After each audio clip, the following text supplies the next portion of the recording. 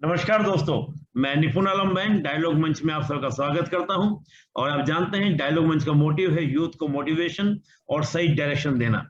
उसी श्रृंखला में हमारे साथ जुड़े हैं आज आशुतोष कुमार देवांगन जी। आशुतोष कुमार जी ने अभी जो सीजीपीएससी 2020 का परिणाम आया है उसमें 5वीं रैंक लेकर अपना स्थान सुरक्षित किया है। तो सबसे पहले हम आशुतोष जी का स्वागत करेंगे। आशुतोष जी, आपका बहुत बहुत स्वागत डायलॉग मंच के अंदर। जी सर, धन्यवाद सर।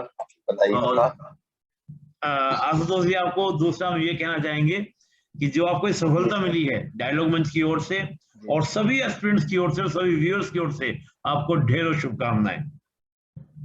बहुत बहुत धन्यवाद सर। आशुतोष जी, पहला प्रश्न मेरा यही रहेगा कि जो आपको सक्सेस मिला है, जो ये सफलता मिली है, इसका मूल मंत्र क्या रहा? यह सफलता जो एक बड़ी महत्वपूर्ण और बहुत जटिल परीक्षा मानी जाती है, उसमें आपने इतना शानदार प्रदर्शन कैसे किया, उसका क्या श्रेय देना चाहेंगे?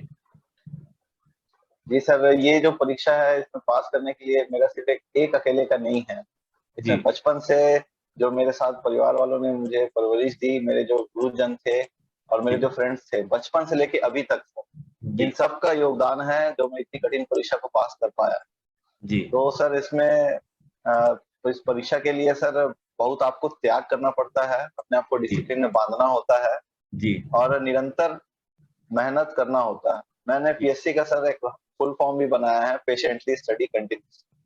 बहुत बढ़िया, पेशेंटली स्टडी कंटिन्यू, बहुत बढ़िया। फॉर्मूले पे जी, इसी फॉर्मूले पे ही सर रख के स्टूडेंट सक्सेसफुल हो सकते हैं सर। इसमें ज्यादा इधर उधर सोचने की जरूरत नहीं। बहुत बढ़िया, पेशेंस रखिए और अपने स्टडी को कंटिन्यू कीजिए, यही मूल मंत्र है आशुतोष जी का।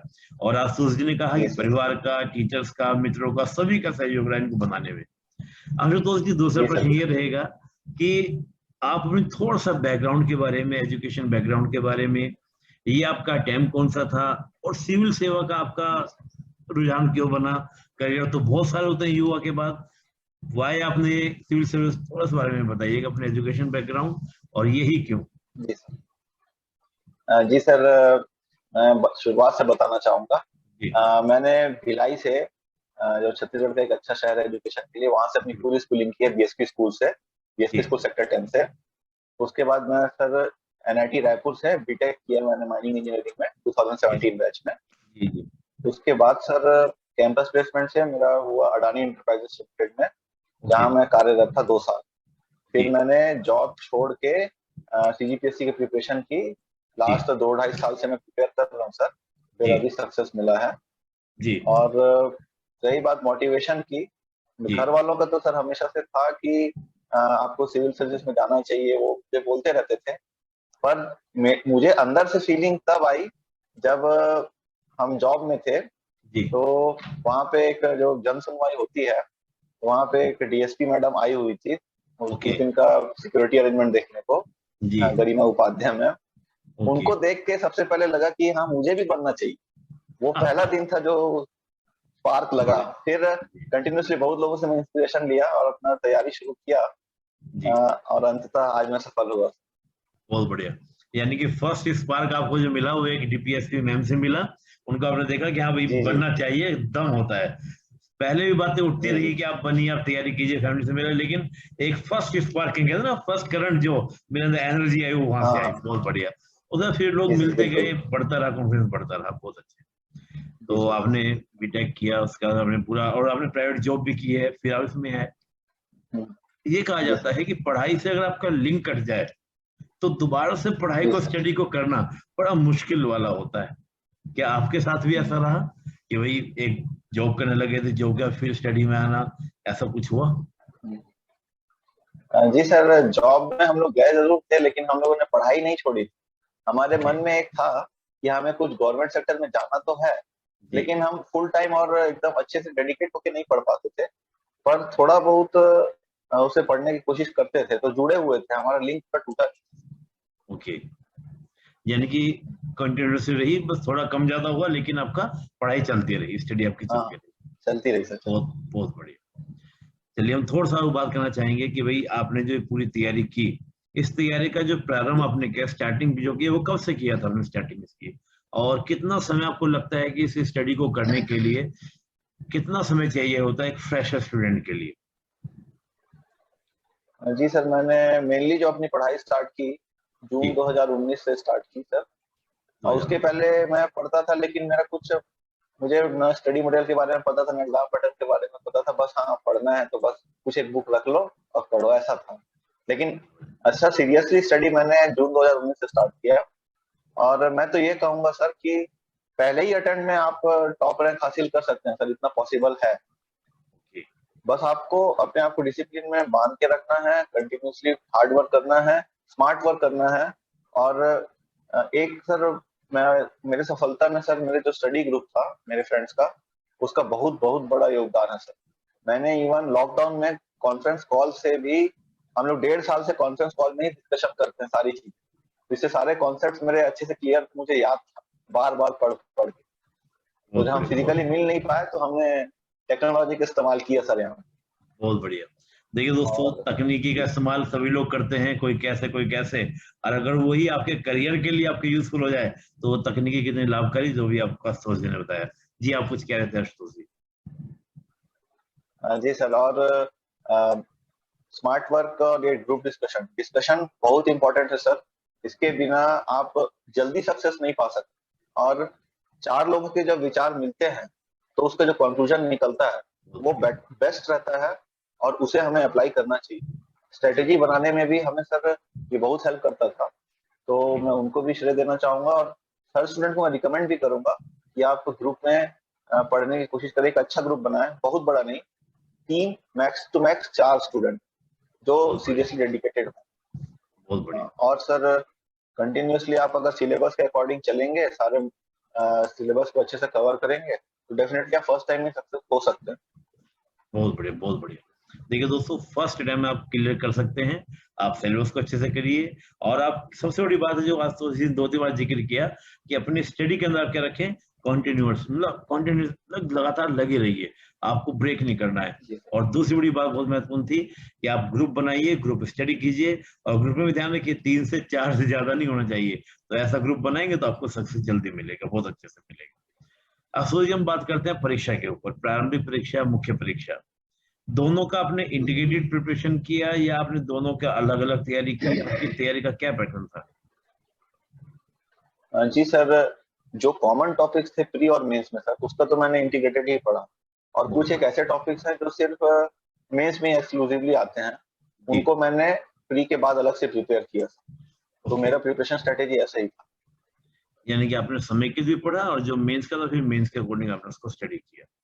जी जी सर, जी। आपने जो नोट्स अपने बनाए या नहीं बनाए, पहले तो बताइए, नोट्स बनाए या नहीं बनाए आपने? जी सर, मैंने नोट्स बनाए। मैं इंग्लिश मीडियम वाला था, तो जी। यहाँ पे सर क्या है, सीजीपीएससी में सर इंग्लिश मीडियम के मटेरियल बहुत कम अच्छे अवेलेबल है। अच्छे मटेरियल्स अवेलेबल नहीं है, हिंदी के अच्छे अवेलेबल। तो ये जो मेरा फ्रेंड सर्कल था ना सर, जो ग्रुप, जी। उसने ही मुझे नोट्स बनाने में भी बहुत हेल्प की। और बिल्कुल। उनके योगदान से ही मैं अपने नोट बना पाया। और बिल्कुल। एंड टाइम पे कुछ सब्जेक्ट का नोट्स नहीं बन पाया, तो मैं हिंदी में पढ़ के direct on the spot translate करके लिख लिया। बहुत बढ़िया। यानी कि थिंकिंग प्रोसीजर वाला हिंदी में आता रहा, लेकिन उसको ट्रांसलेट करके आप क्या करते रहे, राइट डाउन करते रहे। जी तो कहते हैं दोस्तों, जी सर, जी। बहानेबाजी नहीं होती। जो आपको मिल रहा है उसी को आप लीजिए और उसको अपने अकॉर्डिंग आप इस्तेमाल कीजिए, उसको काम कर दीजिए। अब आशुतोष जी का कहते हैं कि जी इंग्लिश सर। मीडियम में नोट्स नहीं है, तो फिर ये मेडिकल ना हो पाता। आशुतोष जी ने हिंदी में पढ़ा, उसको ट्रांसलेट किया, उसको बना के लिख कर आ गए। ये हम देखा कि बहुत सारे स्टूडेंट्स की ये रही है, इंग्लिश मीडियम मटेरियल की कमी है, तो वो इसी प्रकार से करते हैं। तो ये बड़ी अच्छी बात है। तो आपने नोट्स बनाए। दूसरी बात हम बात करेंगे कि प्रारंभिक परीक्षा के बारे में। प्रारंभिक परीक्षा के आपके सोर्सेज क्या थे और प्रारंभिक परीक्षा को उत्तीर्ण करने की आपकी स्ट्रेटजी क्या थी? जी सर, प्रारंभिक परीक्षा में सर मेनली फैक्चुअल क्वेश्चन होते हैं, जी। और करंट अफेयर्स के क्वेश्चन आते हैं सर। जी। 50 इंडिया जीएस के और 50 सीजीजीएस। तो जी। मैं सर जो भी थ्योरी जो पढ़ता था, जैसे सीजीजी ज्योग्राफी का कोई एक टॉपिक पढ़ा, नदियां या पहाड़, तो जैसे ही मैं टॉपिक पढ़ता था, मैं तुरंत उसके बाद में एमसीक्यू लगाता था, जी। और उसके बाद फिर से एक बार थ्योरी पढ़ता था। इससे जी। मुझे सर ये पता चलता था कि मैं जो थ्योरी पढ़ा हूँ, उसका जी। जो एमसीक्यू है वो जी। एग्जाम में आ रहा है, तो मैं सही दिशा में चल रहा हूँ कि नहीं। इससे मैं बिल्कुल। पथ भ्रष्ट नहीं हो पाता था सर, एकदम मैं बिल्कुल। अलाइंड रहता था किस तरफ मेरे को जाना है। बिल्कुल। और जब जैसे 2-3 महीना बचते हैं प्री के लिए, तो उस समय सर बहुत सारे टेस्ट सीरीज रहते हैं, तो उन टेस्ट सीरीज को मैं ज्वाइन किया और टेस्ट में सर शुरू में तो कम मार्क्स आते थे, फिर धीरे धीरे मैं उसको एनालाइज करके अपनी गलतियां पकड़ के उसको इम्प्रूव किया, फिर उसमें मार्क्स भी बढ़े और प्री में वैसे ही सफलता मिली। करंट अफेयर्स का आखिरी में स्पेशल फोकस रहता है। बहुत बड़े, बहुत अच्छे, यानी कि प्री का आपने एक बहुत अच्छी स्मार्ट से अपने स्ट्रेटजी को अपनाया। अगर हम मेंस के बारे में बात करें, मुख्य परीक्षा के लिए आपकी क्या स्ट्रेटजी थी? सर मुख्य परीक्षा के लिए तो सर उसमें मेनली राइटिंग प्रैक्टिस और रिवीजन, ये बहुत इंपॉर्टेंट है। रिवीजन तो उसके और लिए राइटिंग प्रैक्टिस बहुत बढ़िया। जी सर, हमें कम शब्दों में और ज्यादा शब्दों में अपनी चीजें जो है उसको बढ़िया से एक्सप्रेस करना है सर ने। तो हमें वो लिख के ही पता चलता है सर कि हम सही लिख पा रहे हैं कि नहीं, उसमें भी सेल्फ एनालिसिस करना बहुत जरूरी है। कभी कभी हम लोग कुछ लिखते रहते हैं, वो मतलब आंसर टू द पॉइंट नहीं हो पाता है, तो अगर सब ज्यादा से ज्यादा लिखेंगे तो हम रिलेवेंट आंसर लिख सकते हैं। और इसके लिए सर हर पेपर का अलग अलग स्ट्रेटेजी है, 7 पेपर है, सातों में थोड़े अलग अलग स्ट्रेटेजी। तो क्या हम आशुतोष सब पर डिस्कस कर सकते हैं सातों पेपर की, क्योंकि बहुत से स्टूडेंट्स हैं वो आपको बिल्कुल अच्छे से विशेष भी देंगे कि भाई आपने एकदम चीजें प्रैक्टिकल बताई, क्योंकि सातों पेपर की आपने बहुत अच्छी बात बोली कि सातों की अलग अलग स्ट्रेटजी, नहीं तो कॉमन सब बोल देते हैं, तो थोड़ा सा बताइएगा फर्स्ट और 7 पेपर तक की। और एक चीज में और मैं एड ऑन करना चाहूंगा सर, आप सोर्सेज और बताइएगा, क्योंकि स्टूडेंट्स बहुत ज्यादा बुक्स पूछना चाहते हैं कि भाई कौन सोर्सेज है, तो थोड़ा सा डिटेल से बताएंगे तो बहुत अच्छा रहेगा स्टूडेंट्स के लिए। जी सर, मैं सोर्सेस के साथ बताता हूँ। सबसे पहले हमारा पेपर 1 होता है लैंग्वेज। लैंग्वेज में सर तीन लैंग्वेजेस रहते हैं, हिंदी, इंग्लिश और छत्तीसगढ़ी बोली। तो सर हिंदी जो आता है 100 मार्क्स का, और छत्तीसगढ़ी बोली और इंग्लिश 50-50 मार्क्स। तो इससे हम लोग को सीधा सीधा पता चल रहा है हिंदी 100 मार्क्स का है, 50% वेटेज है, तो ज्यादा जोर उसमें लगाना ही लगाना। तो और सीजी बोली जो है सर, जो छत्तीसगढ़ी बैकग्राउंड के हैं, जो यहाँ के लोकल युवा हैं, उन लोगों के लिए थोड़ा सा आसान होता है। तो वहाँ पे वो लोग एडवांटेज ले सकते हैं, मतलब कम मेहनत में अच्छे स्कोर कर सकते हैं। और जो इंग्लिश मीडियम बैकग्राउंड के स्टूडेंट हैं, उनका इंग्लिश भी स्ट्रांग होता है, तो वो कर लेते हैं। लेकिन जो हिंदी मीडियम बैकग्राउंड के, उनको इंग्लिश में थोड़ा स्पेशल वर्क करने की जरूरत है। ज्यादा इधर उधर और बहुत ज्यादा मेहनत नहीं करना है सर। जो क्वेश्चन पूछ रहे हैं, हमें प्रीवियस ईयर के क्वेश्चन को एनालिसिस करना है, और जो क्वेश्चन पूछ रहे हैं उन्हीं के हिसाब से हमें प्रैक्टिस करना है और वहीं पे ही लगे रहना है, ज्यादा इधर उधर भटकना नहीं। सोर्सेस में मैं बोलूंगा सर, हिंदी के लिए विनय कुमार पाठक जी की जो बुक आती है वो, छत्तीसगढ़ी बोली के लिए विनय कुमार पाठक जी की बुक आती है वो, और इंग्लिश के लिए सर मेरे जो कोचिंग का जो बुक था, और जो मैडम ने जो क्लास में नोट्स बनवाए थे और प्रैक्टिस पेपर्स दिए थे, बस मैंने उतना ही किया। बहुत बढ़िया। ये पेपर 1 का स्ट्रेटेजी। पेपर 1 और दोस्तों मैं तो सर आपको देखना ही। हाँ, मैं एक जानकारी आपको दे दोस्तों कि आशुतोष जी के पेपर 1 में बहुत अच्छे मार्क्स आए हैं, 144.5, यानी कि 144.5, बड़े अच्छे मार्क्स, सबसे हाईएस्ट मार्क्स पेपर 1 में ही आए हैं जी। इसके बाद सर मैं आऊंगा सेकंड पेपर में, जो कि ऐसे है। इसमें हमें 750 वर्ड्स के 4 ऐसे लिखने रहते हैं, 2 सीजी के होते हैं और 2 इंडिया और इंटरनेशनल। तो सर सीजी वाले में एक ट्रेंड देखा गया पिछले कुछ पीएससी से, कि एक जो ऐसे है वो जो चर्चित योजना है उस पे रहेगा। तो वो चर्चित योजना जो फ्लैगशिप योजना है अभी स्टेट गवर्नमेंट की, उसे अच्छे से प्रिपेयर करना है, detail with facts, figures, result, impact, drawback, सारी चीजें। और एक और कुछ करंट इशू रहता है, जैसे ट्राइबल्स है या फिर एनवायरनमेंट है, इंडस्ट्रीज है, इस टाइप की चीजें आती हैं। तो ये सीजी का आप कम समय में अच्छा प्रिपेयर कर सकते हैं, मतलब आप 4-5 ऐसे प्रिपेयर करेंगे तो उससे आपका लगभग ठीक ठाक हो जाएगा। और इंडिया जीएस के लिए सर एक आता है सर स्टैटिक टॉपिक टाइप का, जिसमें थोड़ा सा आपको सोच के लिखना है, एब्स्ट्रैक्ट टॉपिक जो रहता है, और एक सर उसमें करंट रहता है। तो ऐसे ही, वैसे तो चॉइसेस रहती है, पर जनरली ऐसे ही लोग लिखते हैं। और ऐसे लिखने का जो सर तरीका है, ये बहुत ज्यादा इम्पोर्टेंट है कि ऐसे को कैसे लिखना है। तो मैंने सर इसमें जो तरीका अपनाया कि मैं पॉइंट वाइज में लिखता था।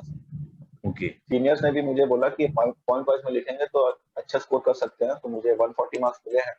मैंने पॉइंट वाइज ही लिखा, और उसके ऐसे एक ऐसे के सर 4-5 पार्ट्स होते हैं। सबसे पहला होता है सर आपका इंट्रोडक्शन, फिर उसका जो मेन बॉडी है, फिर issues, drawbacks, advantages, disadvantages, then solutions and conclusion.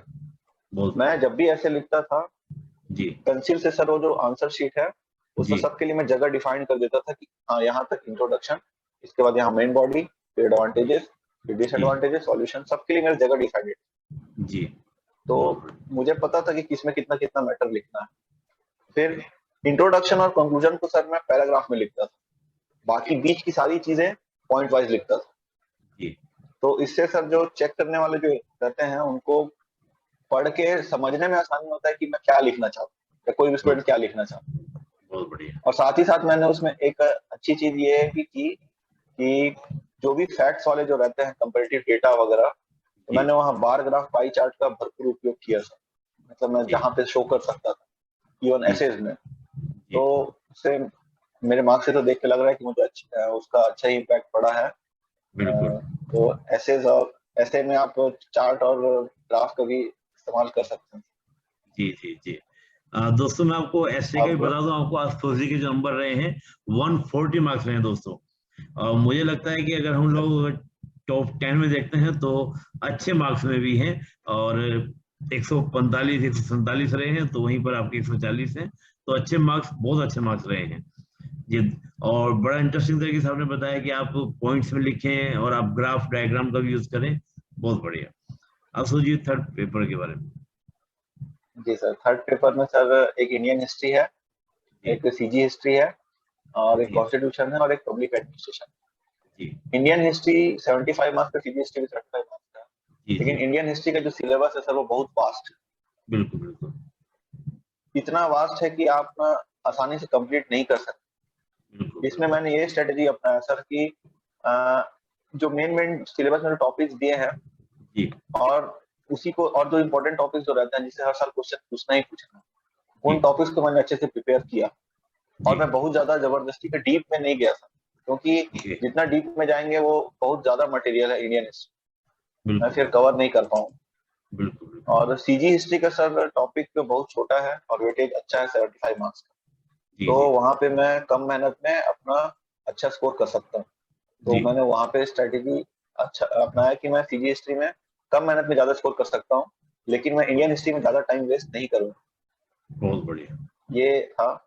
और कॉन्स्टिट्यूशन और पब्लिक एडमिनिस्ट्रेशन दोनों मिला के सर 50 मार्क्स के आते हैं। और इसमें भी 50 में भी सर 15 to 20 मार्क्स के पब्लिक एडमिनिस्ट्रेशन और 30 मार्क्स के हमारे पॉलिटी आते हैं।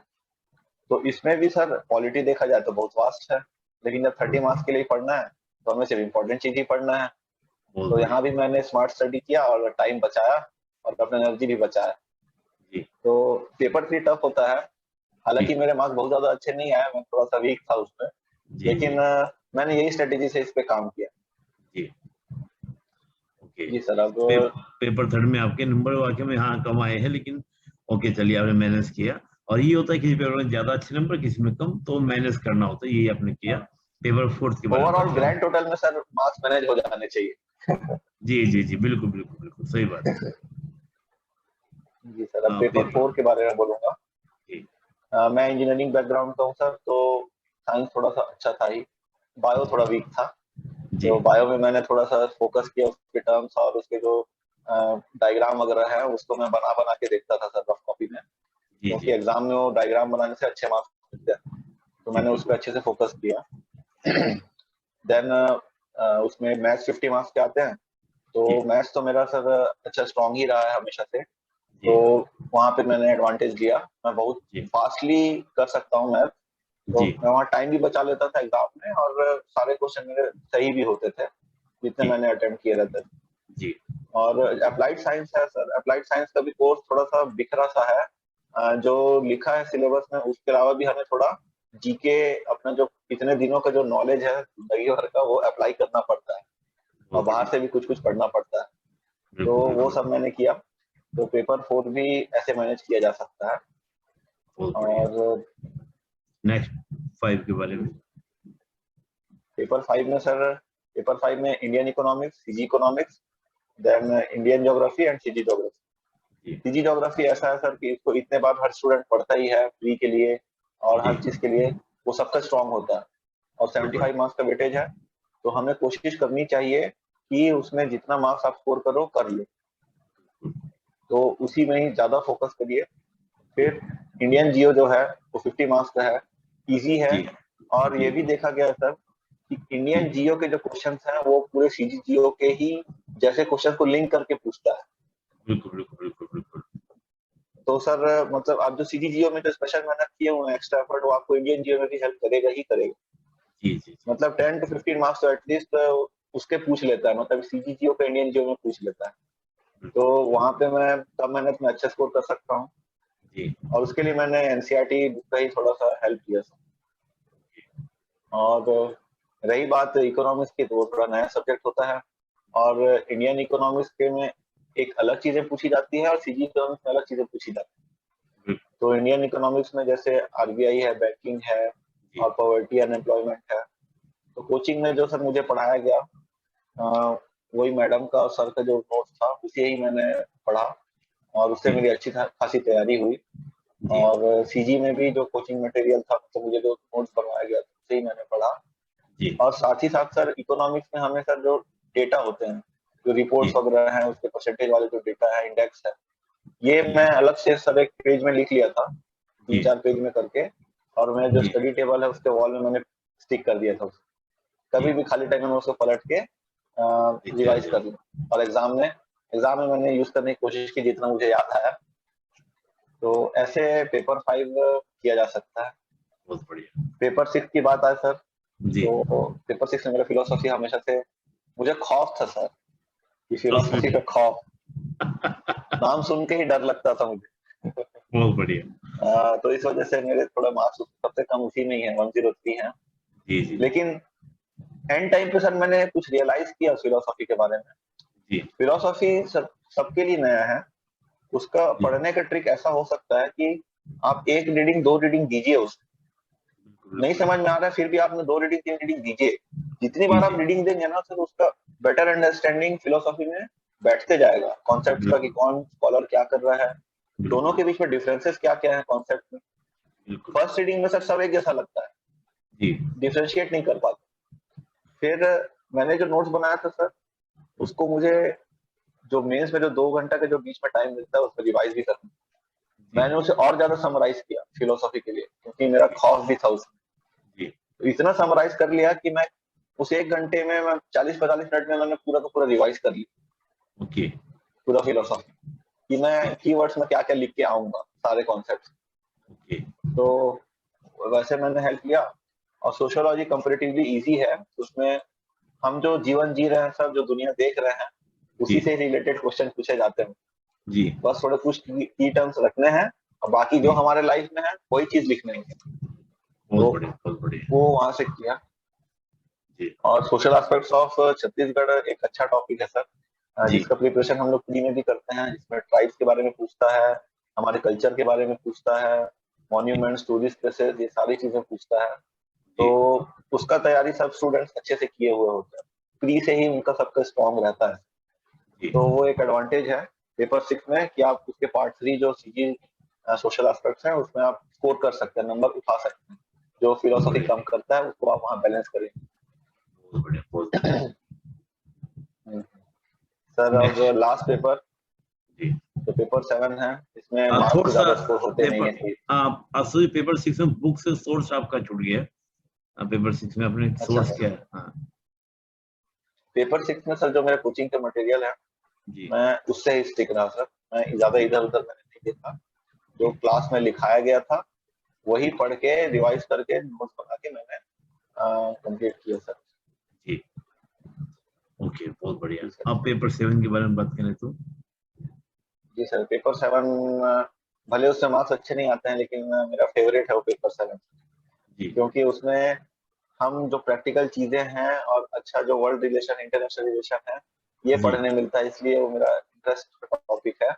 तो सर सबसे पहले उसमें जो पार्ट 1 है, पार्ट 1 में सर जो एक्ट्स वगैरह रहते हैं, इंपॉर्टेंट डोमेस्टिक वायलेंस एक्ट और corruption act, RTI act, environment protection act, ये सारे एक्ट जो सोशल लेजिस्लेशन है इसे कहते हैं, जी ये हम पढ़ते हैं।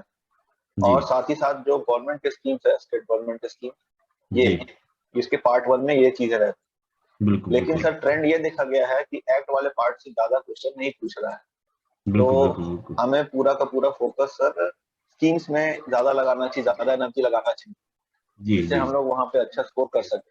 जी जी जी जी तो इसके लिए सर मैंने जो कोचिंग में सर मुझे जो पढ़ाया गया था, मैंने उसे ही रेफर किया।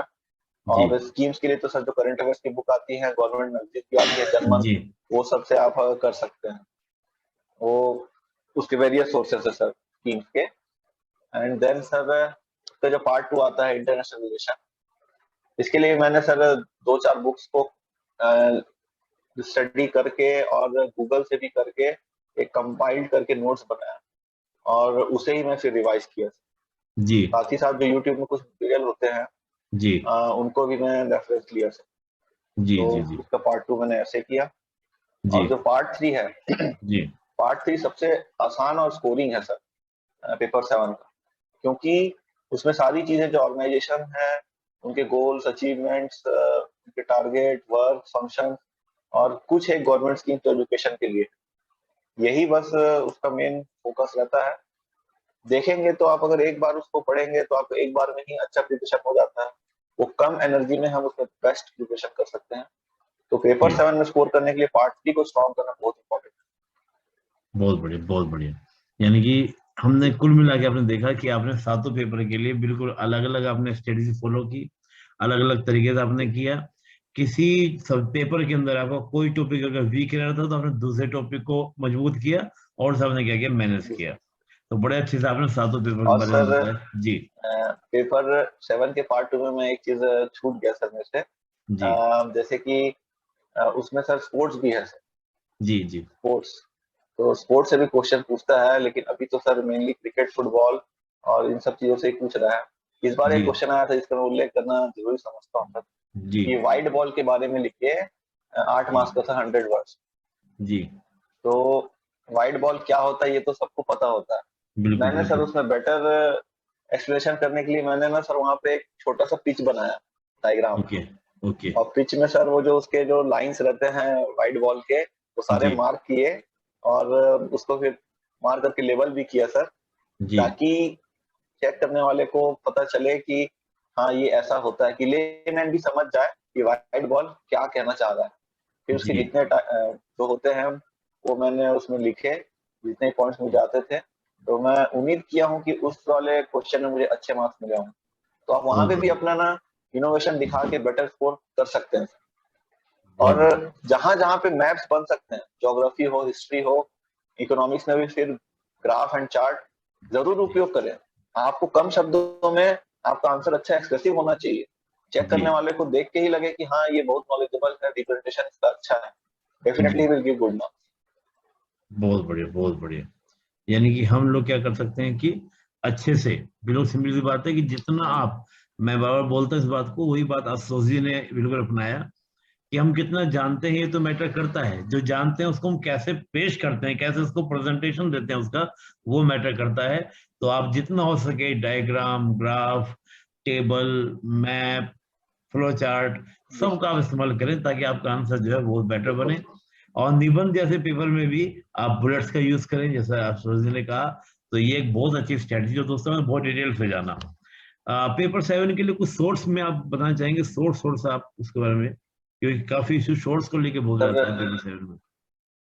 सर पेपर 7 के सोर्सेस में ना सर एक सोर्स है वो कंप्लीट नहीं हो पाता है। जी मार्केट में कुछ बुक्स अवेलेबल हैं, लेकिन मैं उन्हें सफिशिएंट नहीं समझता।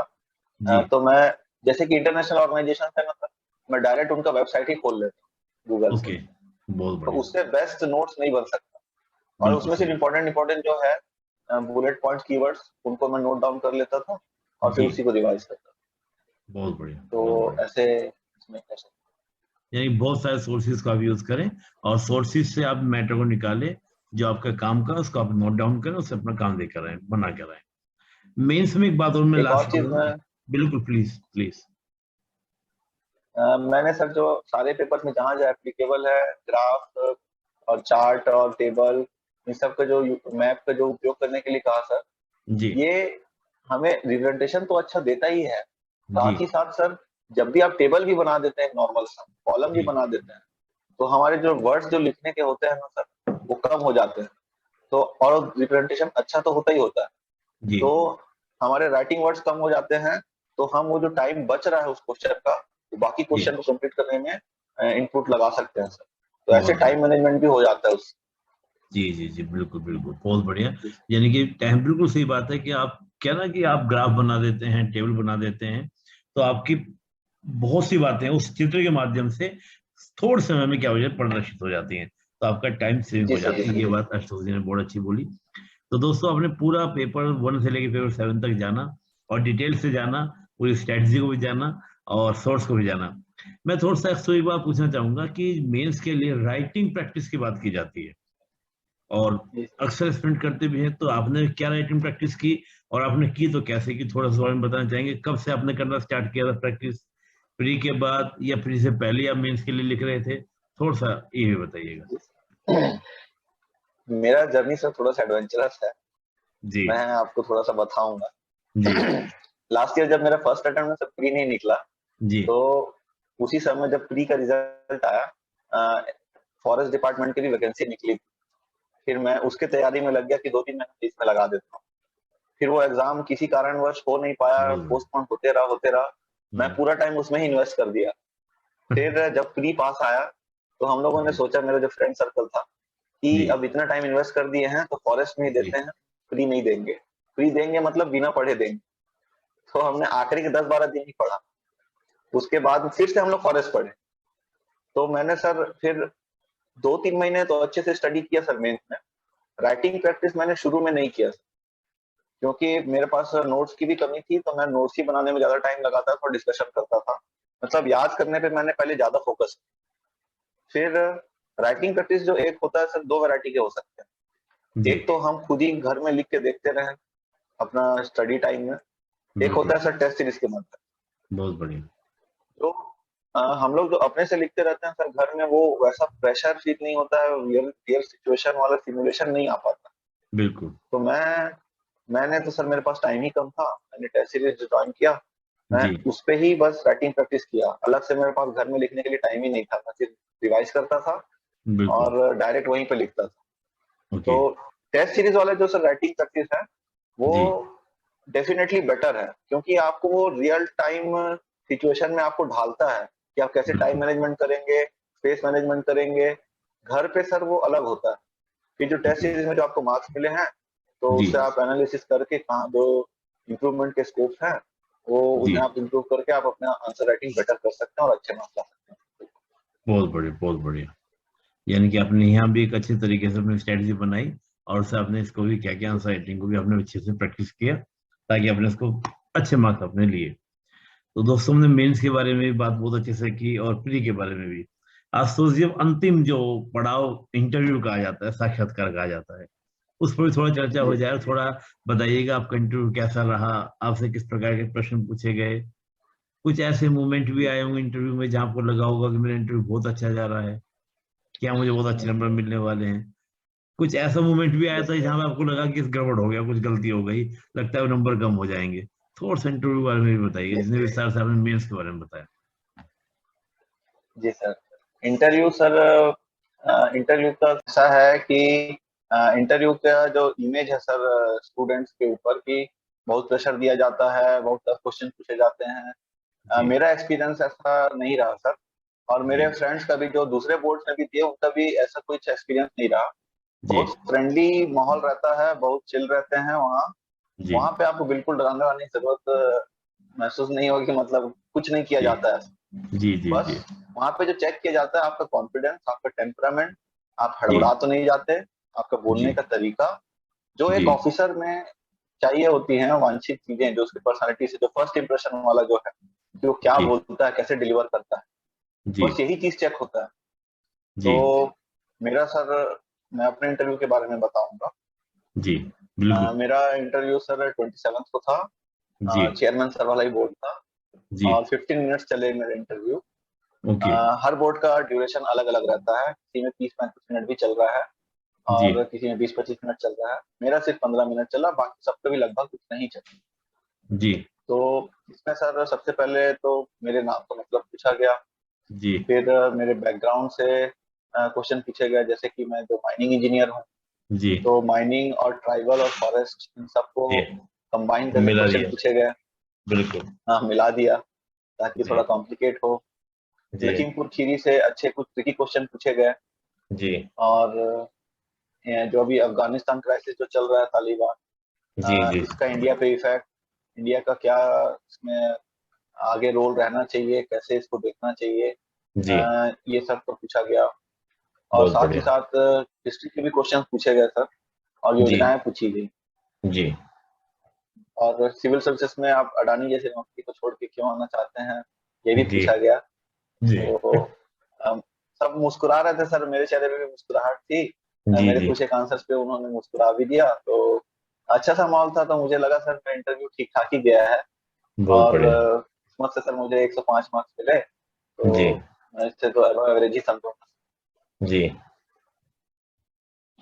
तो हम अफसोस की बात करें, पूरे इंटरव्यू में कोई ऐसा भी कोई पल आया, कोई मोमेंट आया जब आपको ये लगा हो कि मेरा इंटरव्यू थोड़ा सा गड़बड़ जा रहा है, कुछ ऐसा कुछ आया? हाँ सर, एक दो पॉइंट आया, लेकिन मैं उतना ज्यादा उसे हावी नहीं होने दिया सर अपने ऊपर। बहुत बढ़िया, जैसे मुझसे कॉन्फिडेंस पूछा गया था बनाए कि रखा। एक, हाँ हाँ सर, जी मुझसे पूछा गया था कि एक रॉकेट से मैक्सिमम कितने सैटेलाइट्स छोड़े गए हैं और किसके द्वारा छोड़े गए हैं, ये मुझे ओके नहीं पता था। तो ओके, जो क्वेश्चन मुझे नहीं पता था उसमें मैंने सॉरी बोलना ही बेटर समझा। और इसरो के द्वारा। इसरो का नहीं सर, वो स्पेस एक्स का फाल्कन 9 रॉकेट है, अच्छा, उससे ही पूछना चाह रहे थे सर। फिर उन्होंने ही जी, सही आंसर बताया भी अच्छा, कि ये इसका सही आंसर होगा। बहुत तो बढ़िया। वहां पे एक पॉइंट आया, लेकिन सर उसमें मैंने पोलाइटली सॉरी बोल के जी प्रेशर अपने ऊपर हावी नहीं होने दिया, और नॉर्मल रह के आगे के क्वेश्चन को आंसर किया। जी जी, बहुत बढ़िया। कोई ऐसा क्वेश्चन भी था जहां पर आपको लगा कि भाई बहुत अच्छा हो गया है, तो मेरे को अच्छे नंबर मिलने वाले हैं? कोई ऐसा पल, कोई मोमेंट याद आ रहा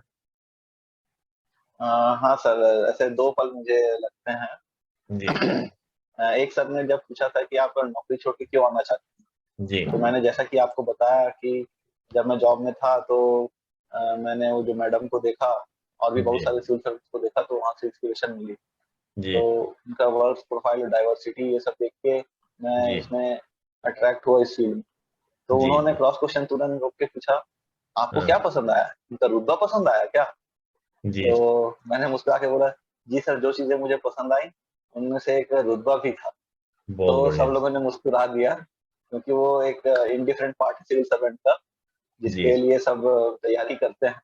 तो वो जी एक अच्छा पॉइंट था। साथ जी ही साथ जी सर अफगानिस्तान से रिलेटेड जब मुझसे क्वेश्चन पूछा गया, जी तो एक क्वेश्चन था कि अफगानिस्तान में स्थिरता या अस्थिरता बनी रहनी चाहिए, जी इसमें आप क्या कहना चाहेंगे?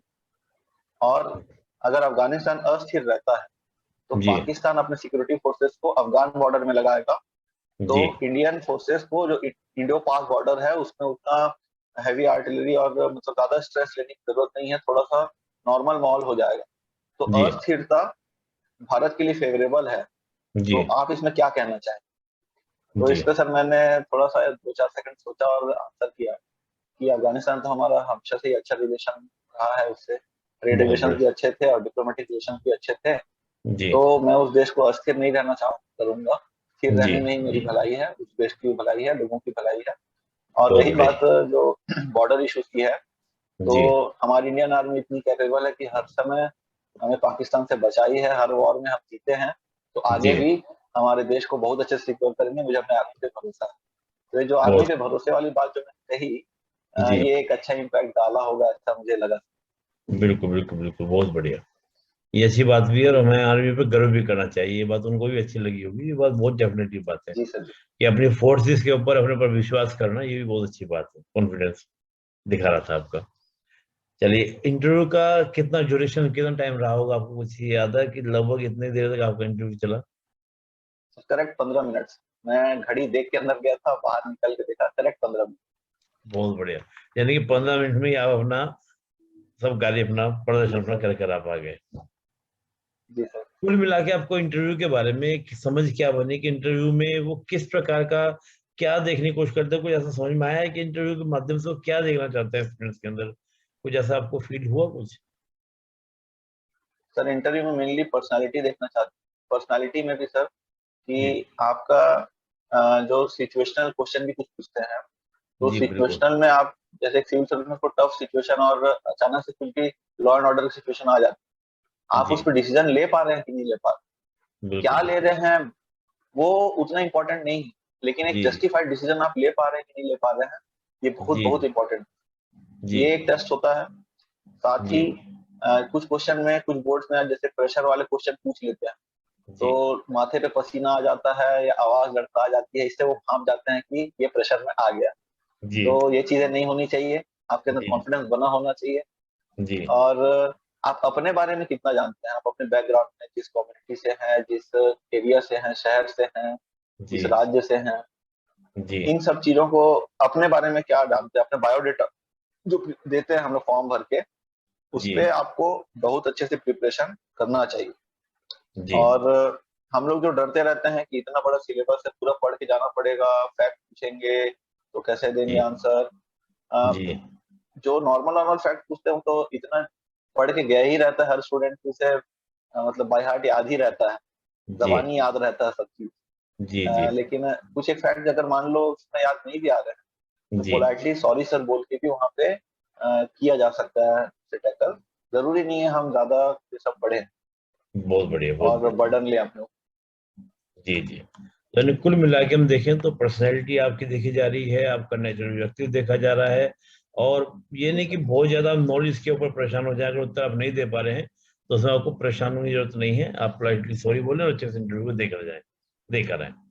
नॉलेज का टेस्ट तो पहले हो गया रहता है सर, 2 राउंड बहुत प्रीलिम्स और बढ़िया मेंस में, बहुत उसको तो बढ़िया क्लियर सर। करके ही आया है स्टूडेंट। बिल्कुल। ये भी बहुत अच्छी बात आपने बोली कि नॉलेज का टेस्ट हो चुका है। रियलिटी में पर्सनैलिटी का पार्ट नॉलेज होती है, ना कि नॉलेज पर्सनैलिटी होती है। ये बात थोड़ा सा जी सर, आपने बिल्कुल एकदम सर। बहुत अच्छे से बोली, बिल्कुल सही बात बोली। आशुतोष जी, बस लास्ट प्रश्न आपसे करूंगा कि काफी लंबा समय मैंने आपके ले लिया। पूरा जी आपने भाई सर। तीनों स्तरों का आपने किया, बहुत अच्छे से आपने डिटेल से बताया। कुल मिला के जी आपको इस परीक्षा के लिए कि भाई मुझे लगता है कि इस परीक्षा में अगर ये चीज आप कर गए तो फिर आपको कोई सफलता के लिए रोक नहीं सकता, आप सफल हो ही जाएंगे। कुछ खास बात ऐसी जो आप मैसेज देना चाहें सभी एस्पिरेंट्स को कि भाई ये सब चीज आप ठीक कर लीजिए, तो फिर तो ये परीक्षा आपके लिए एकदम ईजी है। जी सर, सबसे पहले तो मैं डिसिप्लिन को जरूर सबसे पहले टॉप पे रखना चाहूँ।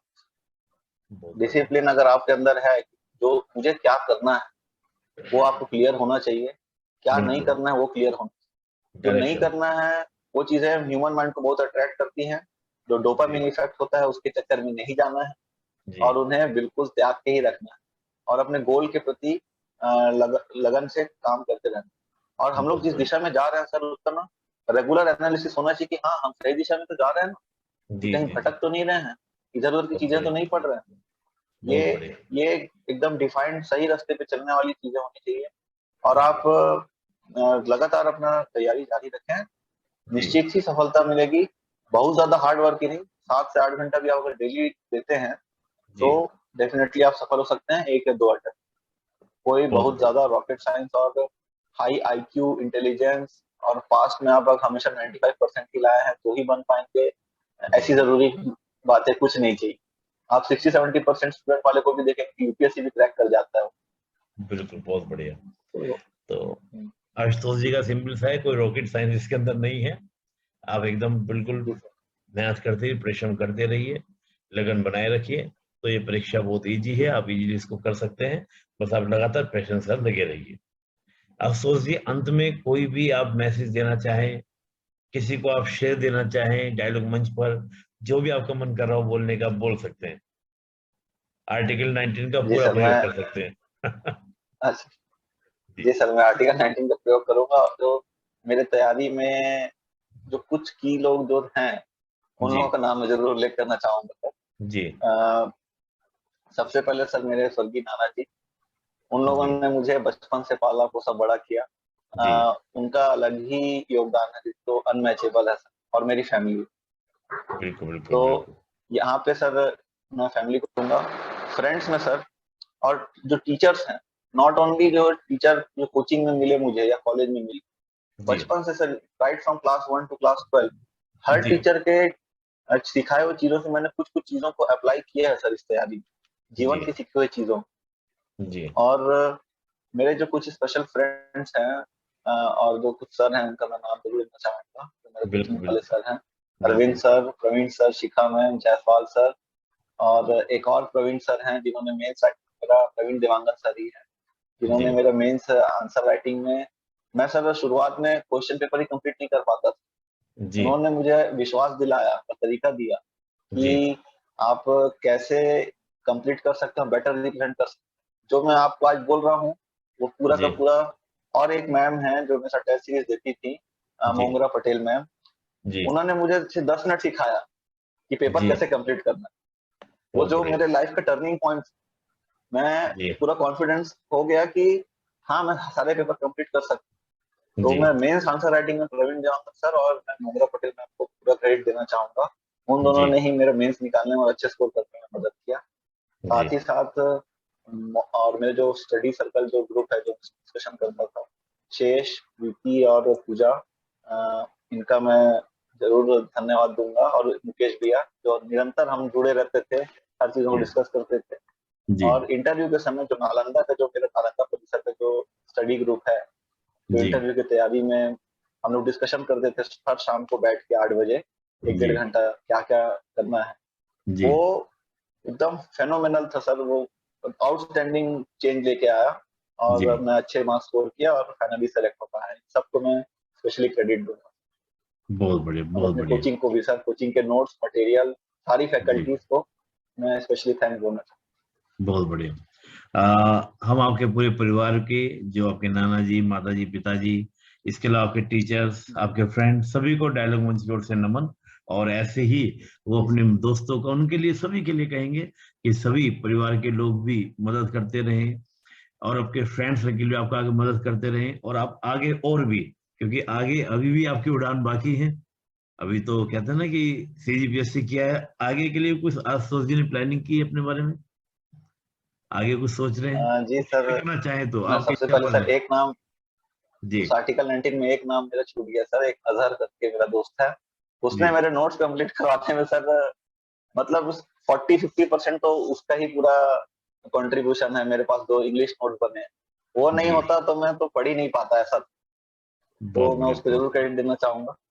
जी आपने पूछा सर अब नेक्स्ट क्या, जी तो नेक्स्ट तो मैंने सर सोचा ही नहीं था, अच्छा लेकिन मेरे फ्रेंड्स बोल रहे हैं अभी 1 मंथ थोड़ा सा सक्सेस को एंजॉय कर ले, उसके बाद सब मिलके फिर से अब यूपीएससी को टारगेट करते हैं। बहुत हमारे बढ़िया स्टेट से सर यूपीएससी में रिप्रेजेंटेशन बहुत कम है, हर साल बिल्कुल 1 या 2 ही सेलेक्ट हो पाते हैं। तो मैं बिल्कुल चाहूंगा कि ईश्वर कृपा से मैंने स्टेट सर्विसेज में तो जो सबसे टॉप लेवल का पोस्ट है वो अचीव कर लिया है, और जी मैं इंडिया लेवल पे भी मैं अपने स्टेट को रिप्रेजेंट करूंगा और मैं अपने देश के लिए कुछ बेटर करना चाहूंगा। ये बहुत मेरा बढ़िया नेक्स्ट टारगेट है। बहुत बढ़िया।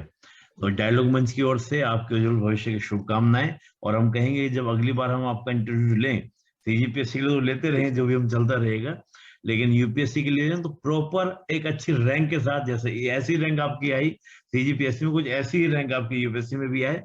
तो हमारी ओर से बहुत बहुत जी सर, शुभकामनाएं आपको, आपके उज्जवल भविष्य की बहुत बहुत शुभकामनाएं, और पुनः आपको इस अचीवमेंट की भी बहुत बहुत बहुत बहुत शुभकामनाएं। धन्यवाद, बहुत बहुत धन्यवाद सर।